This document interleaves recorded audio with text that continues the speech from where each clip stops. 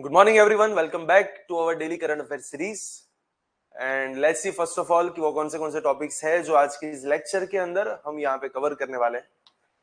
So first of all कुछ इतने topics है जो आज हमें यहाँ पे देखने हैं. The first, there is a survey about bird deaths and wind energy in India. देखा जाए तो आज रिन्यूएबल एनर्जी जो है वो डे बाय डे बढ़ती जा रही है, लेकिन उसके सामने बर्ड्स के डेथ की भी वहां पे न्यूज आती रहती है. तो उसके रिगार्डिंग कुछ वहां पे सर्वे हुए हैं, तो उन सर्वे के ऊपर वहां पे कुछ हमें देखना है. देन आफ्टर एक ऑपरेशन अभी यहाँ पे हुआ है जम्मू एंड कश्मीर के अंदर जिसका नाम है ऑपरेशन अखाल. फिर वहां पे कुछ फ्रेमवर्क एग्रीमेंट के ऊपर बात है. India first 5G captive non public network इन रिफाइनरी सेक्टर. रिफाइनरी सेक्टर के अंदर ऐसे 5G कैप्टिव नेटवर्क की हुई है शुरुआत. तो वो एग्जैक्टली वो शुरुआत कहां पे है तो उसकी भी कुछ बातें करनी है. महानदी रिवर के ऊपर फाइनली ओडिशा और छत्तीसगढ़ के बीच में वहां पे कुछ सुलह हुई है कि उन लोगों ने कुछ डिसाइड किया है कि चलो फाइनली इस बात का भी यहाँ पे जो वाटर डिस्प्यूट बहुत टाइम से चल रहा है उसके ऊपर कुछ सोल्यूशन लाया जाए. So we are talking about that and now after that the last Airbus C295 aircraft जो अभी रिसेंटली इंडिया ने वहां पे स्पेन के पास से मंगवाने की जो बातें चल रही है, सो उस एयरक्राफ्ट के ऊपर भी कुछ बातें करनी है. चलिए वन बाय वन इस टॉपिक्स के ऊपर वहां पे करते हैं शुरुआत. And the first topic that is about bird deaths and wind energy in India. So that is the first. चलिए वहीं से करते हैं शुरुआत.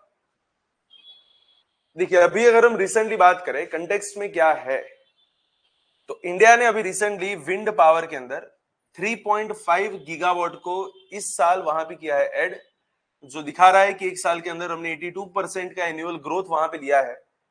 बट उसी के साथ wild life institute of India ने एक स्टडी के रिजल्ट्स को वहां पे डिक्लेयर किया और उन्होंने ये भी बताया है कि बर्ड डेथ जो है उसका वहां पे जो कंसर्न है वो डे बाय डे बढ़ता जा रहा है. बिकॉज ऑफ व्हाट, तो बोले नियर टर्बाइंस इन राजस्थान थार डेजर्ट. थार डेजर्ट के अंदर जहां पे विंड एनर्जी का बहुत ही बढ़िया सा वहां पे सोर्स अवेलेबल है, तो वहां पे हमने जो विंड मिल्स वहां पे एस्टेब्लिश की है उसके टरबाइन की वजह से आसपास के बर्ड्स के अंदर वहां पे कुछ डेथ्स पाई गई है और उसके रिगार्डिंग कुछ वहां पे बातें हैं, कुछ डिबेट इसके ऊपर वहां पे चली है. पहले तो ये पता होना चाहिए कि एग्जैक्टली ये सब बात एग्जैक्टली है क्या. ये एक स्टडी हुई थी by wild life institute of India, that is WII उसके द्वारा. और ये स्टडी एग्जैक्टली उन लोगों ने कहां पे कंडक्ट की थी, तो it was in Thar desert over 3000 square kilometers area in Jaisalmer Rajasthan. तो राजस्थान के जैसलमेर के अंदर वहां पे एक स्टडी होती है WII के द्वारा. और स्टडी में इन लोगों ने कौन सी चीज को वहां पे स्टडी किया था, so they studied 90 wind turbines and founded 124 bird carcasses. तो वहां पे टोटल 124 बर्ड्स के वहां पे जो मृतदेह होते हैं वो वहां पे मिले थे, उनकी बॉडीज वहां पे मिली. और अराउंड 90 विंड टर्बाइंस, वो एक पूरा वहां पे एक स्टडी वहां पे चली. और कुछ एस्टिमेट किस तरीके से है, दैट इज पर 1000 स्क्वायर किलोमीटर पर ईयर कुछ 4464 बर्ड की वहां पे होती है डेथ्स. लेकिन ये चीज भी पाई गई है कि in the control sites with no turbine, जहां पे कोई भी टर्बाइन नहीं है, no bird deaths were recorded. जहां पे वहां पे किसी भी बर्ड की डेथ को रिकॉर्ड नहीं किया गया है. तो इस बात से पता चल रहा है कि बिकॉज ऑफ दिस टर्बाइंस वहां पे बर्ड्स की कुछ डेथ हो रही है और उसी के बाद से कंसर्न जो है वहां पे थोड़ा सा राइज हुआ है. और देखा जाए तो वहां पे जो स्पीसीज है critically endangered species, that is great Indian bustard, वहां पे थोड़ा सा रिस्क पे है. The study also founded that raptors to be the most affected bird group. Collisions with both wind turbine blades as well as associated power lines. Turbine की blades के साथ टकराने से साथ में पावर लाइंस के साथ वहां पे एसोसिएट होने की वजह से यहाँ पे डेथ बहुत ही ज्यादा हो रहा है. और ये क्यों इतना ज्यादा सीरियस इश्यू है यहाँ पे, क्योंकि इसकी वजह से जो पूरा माइग्रेशन वहां पे है वो थोड़ा सा डिस्टर्ब हो रहा है. That is migratory disruption is that. Thar desert lies on a key migratory flyway and because of this turbine installations, ये जो बर्ड्स की मूवमेंट है और उनकी जो ब्रीडिंग वगैरह है वो वहां पे थोड़ी सी डिस्टर्ब होके पड़ी हुई है. Plus raptors slow reproduction make them highly sensitive to even the minor mortality increases. Raptor का जो बहुत ही स्लो रिप्रोडक्शन होता है, वहां पे अगर एक थोड़ी सी भी मोर्टालिटी अगर ज्यादा हो जाती है तो उसके नंबर्स पे वो बहुत बड़ी सी वहां पे इफेक्ट दिखाई देती है। प्लस दिखा जाए तो यहाँ पे जैसलमेर के आसपास का जो रीजन है वो बहुत ही बर्ड लाइफ के लिए बहुत ही रिच हॉटस्पॉट रीजन है, जहां पे हमें ग्रेट इंडियन बस्टर्ड जैसे भी बर्ड्स वगैरह मिलता है। तो ऐसे रीजन में ये सब घटनाएं होना, it is not a good sign for the environment and past under estimation, previous studies under estimated the risk due to lower bird densities and limited turbine coverage. लेकिन आज देखा जाए तो टर्बाइन की कवरेज भी वहां पे बड़े हैं, बर्ड्स की डेंसिटी भी वहां पे बड़ी है और उसके साथ वहां पे रिस्क भी बढ़ते जा रहे हैं। तो एक नया कंसर्न यहाँ पे सामने आया है, इकोलॉजिकल इम्बैलेंस यहाँ पे बढ़ता जा रहा है। और now there is a question कि ये सब कुछ क्यों हो रहा है, because there are some gaps in the policies, कुछ पॉलिसी के अंदर कुछ दिक्कत है। कौन सी दिक्कत है? एक तो no onshore environment impact assessment. Onshore wind farm जितने भी है वो मैंडेटरी एनवायरमेंटल असेसमेंट से बाहर है, दे आर एग्जम्प्टेड। तो वहां पे जब इन सब की इंस्टॉलेशन होती है तो वहां पे बेसिकली एनवायरमेंटल इंपैक्ट असेसमेंट नहीं हो रहा है जितना होना चाहिए। तो अगर आप पहले से असेसमेंट करोगे नहीं तो उसके बाद इंस्टॉलेशन करने के बाद आपको सोचना पड़ेगा, और पहले सोचते हैं तो वो ज्यादा बेटर है ताकि आपको पता चले कि इसके एडवांटेजेस डिसएडवांटेजेस क्या हो सकता है। बट अगर आपने असेसमेंट लगाया नहीं है तो फिर ये सब चीजें वहां पे सामने आ सकती है।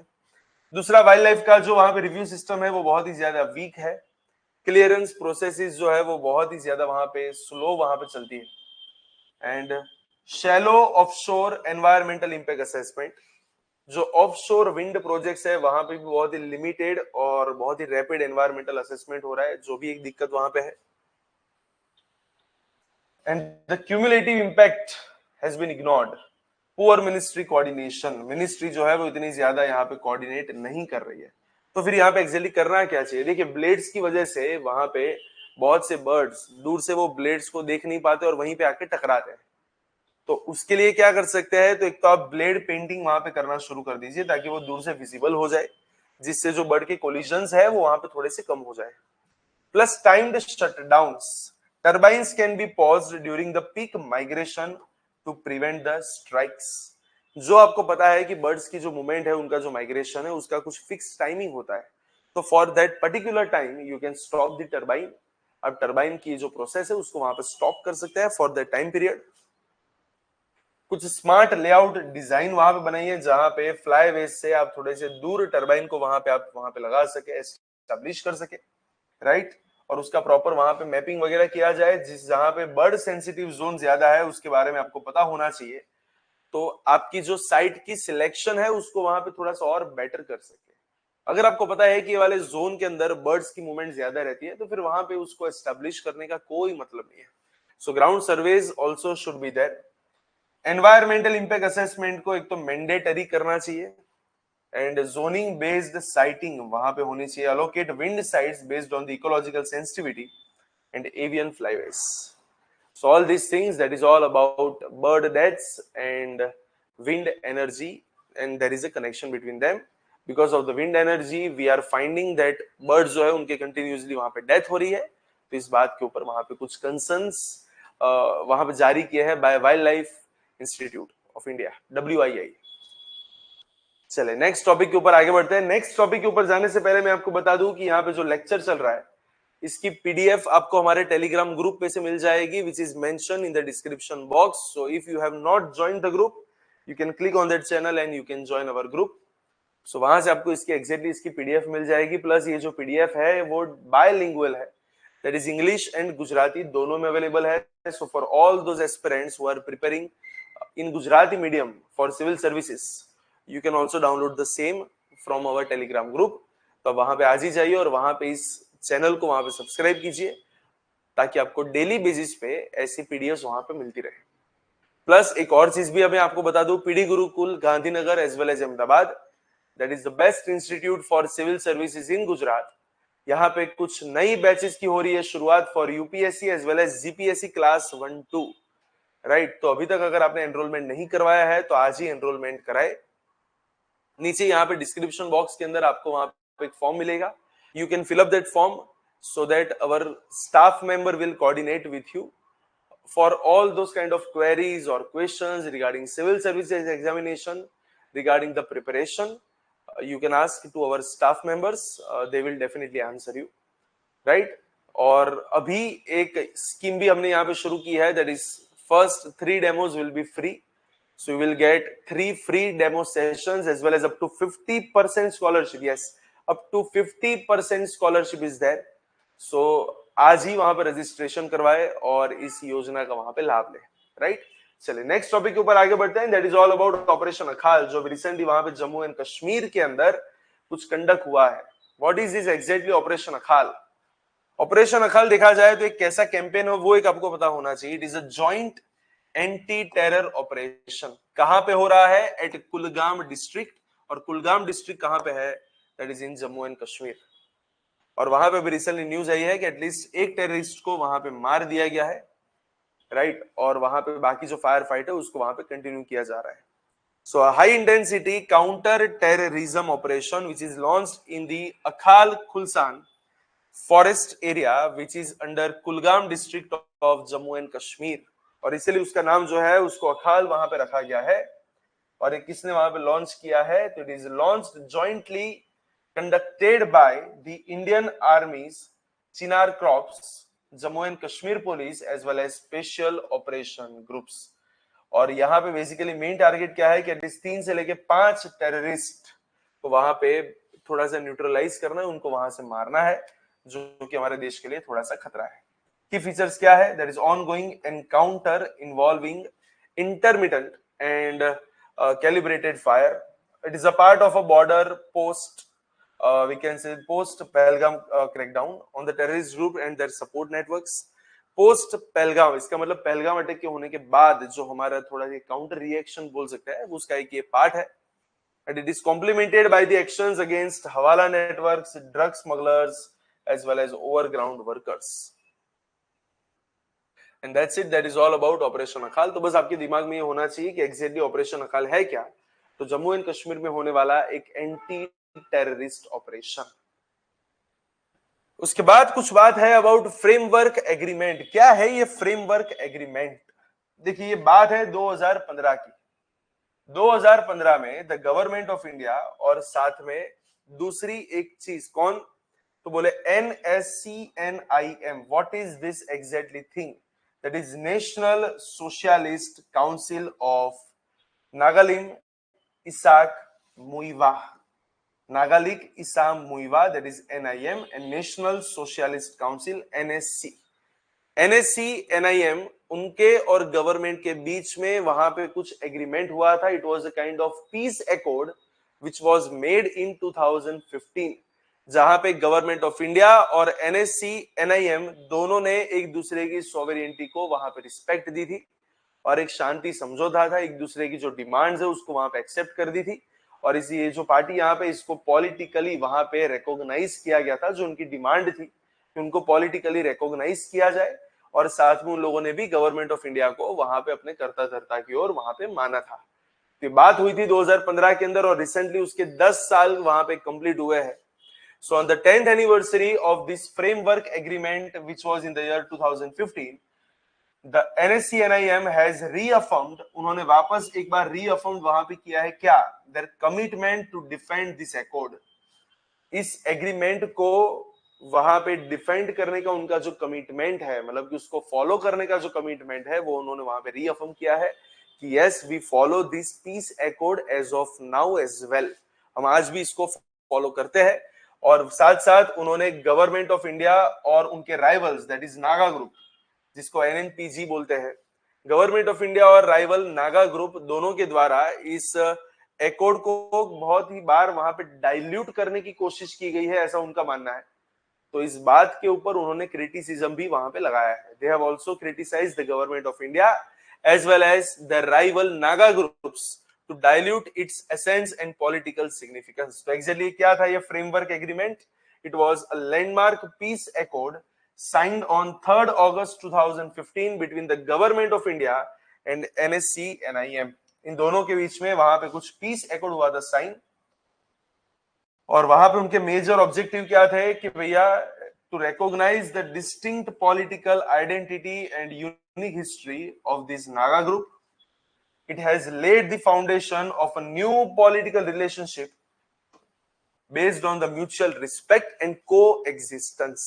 दोनों ने, गवर्नमेंट ऑफ इंडिया और ये जो नागा ग्रुप है, दोनों ने एक दूसरे के कोएग्जिस्टेंस को वहां पे एक्सेप्ट किया with mutual respect, and they established a shared sovereignty.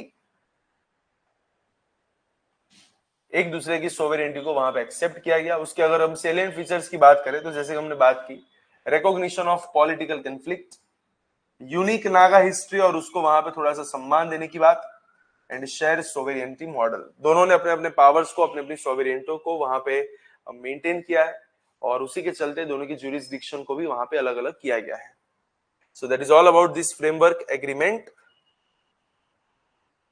and there is a mutual respect for the institutions, right? और देखा जाए तो as of now their commitment to the peace and inclusivity इस बात के ऊपर भी वहां पे फोकस है. So that is all about this framework agreement. तो बस प्रीलिम्स के पॉइंट ऑफ व्यू से थोड़ा सा पता होना चाहिए, प्लस सिक्योरिटी वाला जो आपका टॉपिक है वहां पे कभी कभार ये वाले क्वेश्चंस आ जाते हैं. फ्रेमवर्क एग्रीमेंट तो किन के बीच में हुआ है? Between the government of India and NSC-NIM, और ये हुआ था 3 अगस्त 2015 को. और एज ऑफ नाउ उन्होंने वहां पे रीअफर्म किया है कि हम आज भी इस अकॉर्ड को वहां पे फॉलो करते हैं. They have reaffirm this thing. No doubt government और नागा ग्रुप जो कि उनके राइवलरीज है NNPG, उनके सामने कुछ क्रिटिसिज्म भी लगाया है, बट ओवरऑल देखा जाए तो दे हैव अफर्म कि यस हम आज भी इसको यहाँ पे फॉलो करते हैं. चलिए, then after India's first 5G captive non public network in the refinery sector. देखिए, रिफाइनरी सेक्टर को थोड़ा सा और बूस्टअप करने के लिए यहाँ पे कुछ MOUs वगैरह हुए हैं साइन. इनके बीच में एक तो है BSNL और दूसरा है NRL. What is NRL? That is Numaligarh Refinery limited.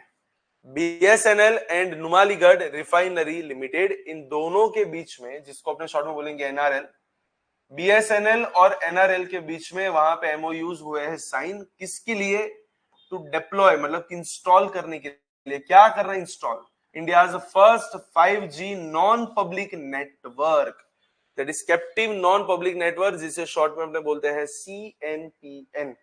India का सबसे पहला एक 5G ऐसा नेटवर्क जो सारी पब्लिक के लिए ओपन नहीं होता है. It is a non public network जो किसी पर्टिकुलर ऑर्गेनाइजेशन या फिर कंपनी या फिर यहाँ पे अगर हम बात करें तो रिफाइनरीज के लिए वहां पे एस्टैब्लिश किया गया है, जिसका यूजेज सिर्फ वो रिफाइनरी के लोग ही कर सकते हैं, जिससे वहां पे डेटा की स्पीड और ज्यादा बेटर हो सके, लेटेंसी वहां पे और कम हो सके और नेटवर्क वहां पे और बेटर हो सके. लेकिन ध्यान रखना, इसका यूज सिर्फ वही लोग करेंगे जो इसके अंडर में काम कर रहे. It is a non public framework या फिर नेटवर्क.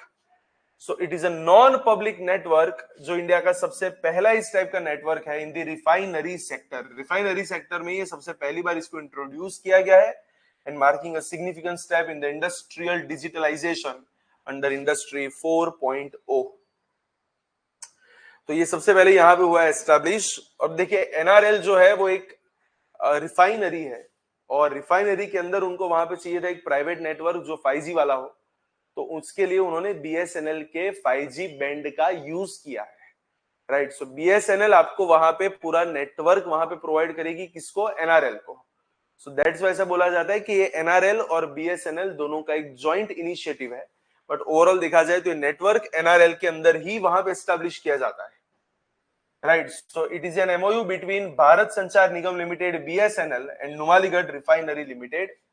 और इंडस्ट्री 4.0 के अंडर में इसको काम किया जा रहा है, जिससे यहाँ पे रिफाइनरी सेक्टर का डिजिटल ट्रांसफॉर्मेशन हो सके.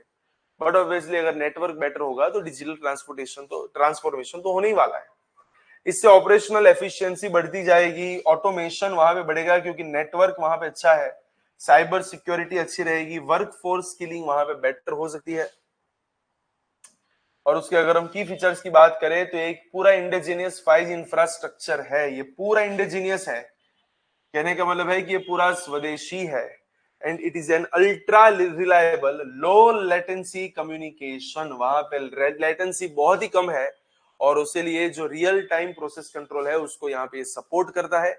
There is an integration with AR, VR, Internet of Things, digital twins, etc., etc. And that's why we can say that it is a cyber resilient architecture. So cyber security के हिसाब से भी देखा जाए तो ये बहुत ही बढ़िया सा नेटवर्क यहाँ पे हुआ है शुरू, और ये नॉर्थ ईस्ट इंडस्ट्री को बहुत अच्छी तरीके से यहाँ पे बूस्टअप वगैरह देगा. और एग्जैक्टली बात करें तो क्या होता है ये सीएनपीएन. सीएनपीएन जो है एक dedicated secure private 5G network है जो सिर्फ किसी सिंगल एंटरप्राइज के द्वारा यूज किया जाता है. एंटरप्राइज कोई फैक्ट्री हो सकती है, रिफाइनरी हो सकती है, पोर्ट हो सकता है, जो सिर्फ उनके इंटरनल कम्युनिकेशन और ऑपरेशनल नीड को वहां पे पूरा करेगा. It is not for the other people. And that's why ये एग्जैक्टली काम कैसे करता है, तो they are using the licensed spectrum और बीएसएनएल्स एलोकेटेड 5G बैंड्स. या तो आप लाइसेंस्ड स्पेक्ट्रम का यूज कर सकते हैं या फिर बीएसएनएल का वहां पे यूज कर सकते हैं. और नॉर्मली इसको कहां पे डिप्लॉय किया जाता है, तो कुछ आइसोलेशन वाली प्लेसेस और वहां पे जहां पे जीरो इंटरफियरेंस को इंश्योर करने की जरूरत है, वहां पे ये सब चीजों को एस्टैब्लिश करने की बातें हैं. तो इससे बेसिकली होगा क्या, तो यहाँ पे it also enables device to device communication, automation, data processing etcetera etcetera. एक तो लेटेंसी यहाँ पे बहुत ही कम होने वाली है, डिलेस बहुत कम हो जाएंगे. साथ में साथ देखा जाए तो प्राइवेसी यहाँ पे एनहांस हो सकती है क्योंकि पूरा साइबर सिक्योर रहेगा. एंड कस्टमाइज आर्किटेक्चर, आप जिस तरीके से बोलोगे उस तरीके से वहां पे कस्टमाइजेशन हो सकता है. So this are the benefits of this kind of networks. And that's it. That is all about India's first 5G captive non public network, that is CNPN. दो लोगों के बीच में वहां पे हुआ है MOU, BSNL and NRL.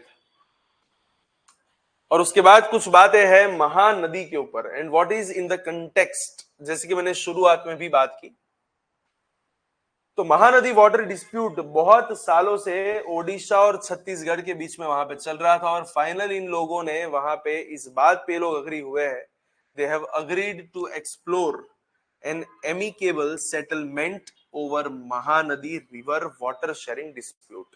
Final इन लोगों ने ऐसा डिसाइड किया है कि दोनों के बीच में हंसी खुशी से कुछ वहां पे सेटलमेंट को एक्सेप्ट किया जाए ताकि वाटर डिस्प्यूट जो इतने सालों से चलता आ रहा है उसको वहां पे बंद कर सके. महानदी की अगर यहाँ पे मैंने थोड़ी सी इंफॉर्मेशन दी है, that is a geographical aspect.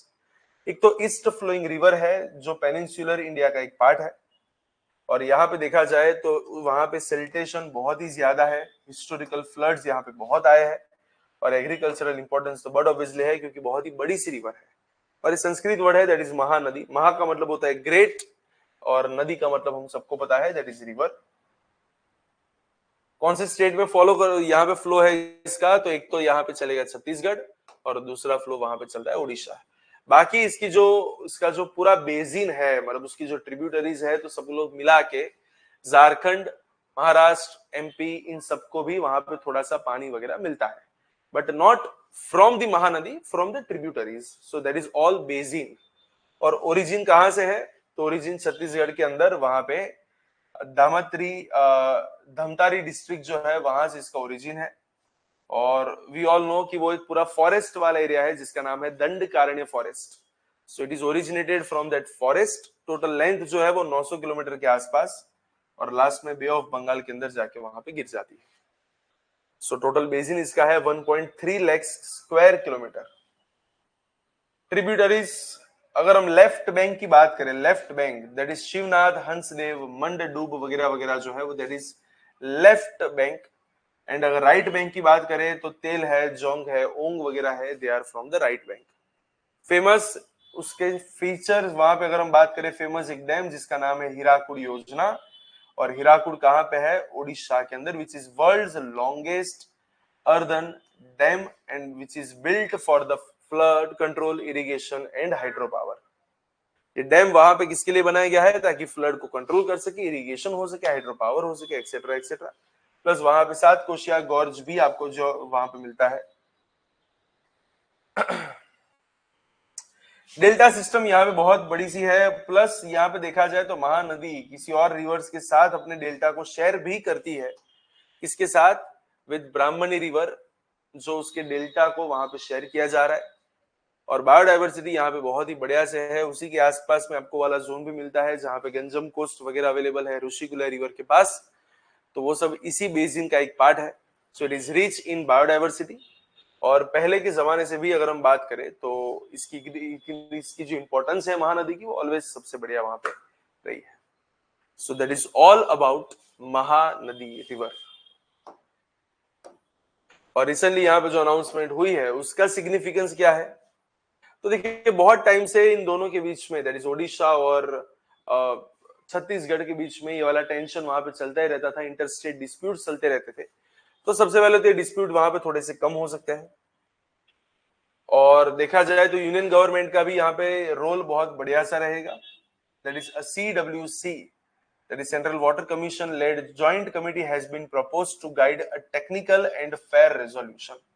तो सेंट्रल गवर्नमेंट ने भी वहां पे अपनी ओर से एक कमेटी को रखा है कि अगर आप चाहे तो इस कमेटी का यूज करें ताकि एक प्रॉपर टेक्निकल और फेयर रेजोल्यूशन दोनों के बीच में आ सके, ताकि किसी को ऐसा ना लगे कि हमारे साथ थोड़ी सी नाइंसाफी हुई है। And that is all about this issue.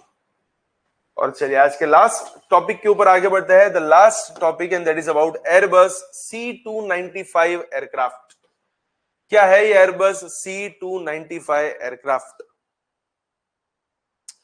तो चलिए अगर हम रिसेंटली बात करें तो क्या है ये, तो India received the final unit of 16 Airbus C95 aircrafts, और जो कहां से हमने मंगवाया है, from Spain, 2 months ahead of the schedule से 2 महीने पहले हमको ये वाले एयरक्राफ्ट वहां पे स्पेन ने प्रोवाइड किए हैं। और डेफिनेटली अगर हम इस एयरक्राफ्ट की अगर हम बात करें तो ये एक मीडियम टेक्टिकल ट्रांसपोर्टेशन एयरक्राफ्ट है, जिसको किसके लिए डिजाइन किया गया है, specifically for the troop movement है, लॉजिस्टिक वगैरह है, सर्वेलेंस वगैरह है, उसके लिए इसका यूज होता है। सो ध्यान रखना, बहुत से लोगों को इस जगह से दूसरी जगह पे ले जाने के लिए हमने ये वाले एयरक्राफ्ट की वहां पे हमने इसको मंगवाया है फ्रॉम द स्पेन। और किसने इसको डेवलप किया है, तो स्पेनिश एरोस्पेस फर्म है जिसका नाम है कासा, CASA। तो उनके द्वारा सबसे पहले इसको डेवलप किया गया था, और एज ऑफ नाउ वो किसके अंडर में काम करता है, they are under Airbus defence and space, that is in Spain. Objective क्या है, तो बहुत ही क्लियर है कि हमारी जो टेक्टिकल एयरलिफ्ट वगैरह है और मिशन कैपेबिलिटीज है अलग अलग टेराइन्स के अंदर, उसको वहां पे बढ़ाने की बात है।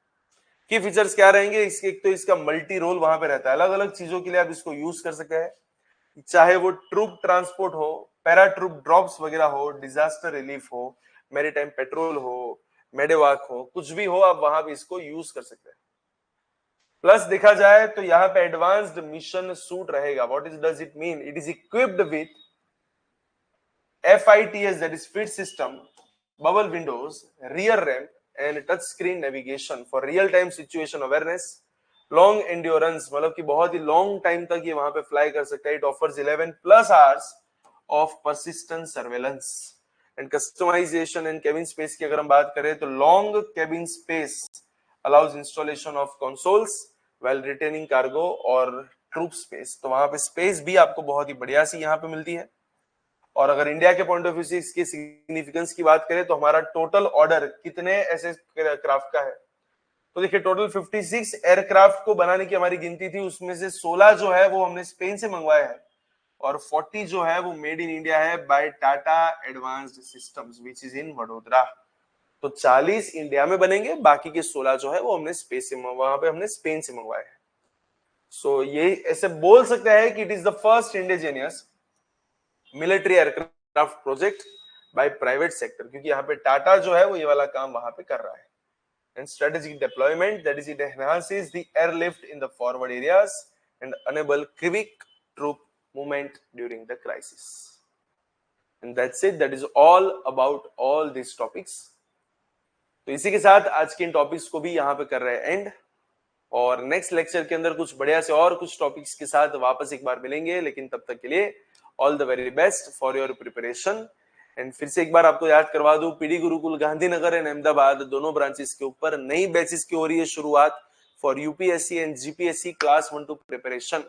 सो अगर अभी तक आपने वो फॉर्म फिलअप नहीं किया है तो अभी डिस्क्रिप्शन बॉक्स के अंदर जाइए, वहां पे आपको फॉर्म मिल जाएगा, you can go with that form. अब वहां पे उस फॉर्म को फिलअप करें तो हमारे जो कोऑर्डिनेट्स है, हमारे जो स्टाफ मेंबर्स है, वो आपको वहां पे कांटेक्ट करेंगे। या फिर दूसरा ऑप्शन ये भी है कि आप हमें यहाँ पे कॉन्टेक्ट नंबर यहाँ पे मैंने दिया हुआ है, तो आप इस नंबर के ऊपर हमें कॉन्टेक्ट कर सकते हैं। So there is a contact number, plus हमारी टेलीग्राम ग्रुप की चैनल भी डिस्क्रिप्शन बॉक्स के अंदर मेंशन है, so you can also go on that channel as well. चलिए, तो इसी के साथ आज का लेक्चर यहाँ पे कर रहे हैं। Thank you so much. कुछ नए टॉपिक्स के साथ वापस एक बार मिलेंगे।